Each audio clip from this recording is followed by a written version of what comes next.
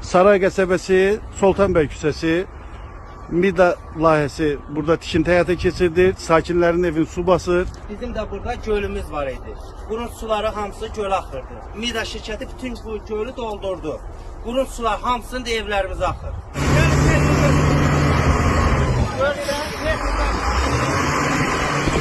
Bəlkə 4 metr, 5 metr bunu doldururlar evlərin səviyyəsində. Suyun hamısını sıxa aparırlar biz adına. Bax. Texnikada hal-hazırda biz gəlmişik dayanıbdır. Heç bir tədbirdə görməyiblər. Vətəndaş üçün heç bir tədbir nəzərdə tutmayıblar. Orada yılgın ağacı var, kırmızı kitabda adı var.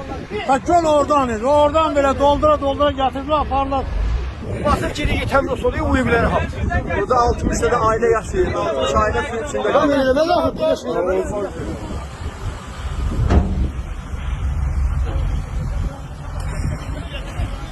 Bu ağaçları da keçirlər, məhv edirlər ağaçları. Fərqli sərvətlərdən, kırmızı kitabda olan ağaçlardır, yulğun ağaçları, hamısını basıb doldurdular. Ağaçları yandırıblar. Yulğun ağaçları çək. Bir de ağaçları, hamısı şam ağaçları yandırıblar oradan. Oradan istəyə başlayıblar. Yuxarı ağaçları da Sonra qurdurublar. töküblər dibinə, yandırıblar onları. Bize söz verirler, eləməyəcəyik, doldurmayacağıq, doldururlar. Yenə də buranı.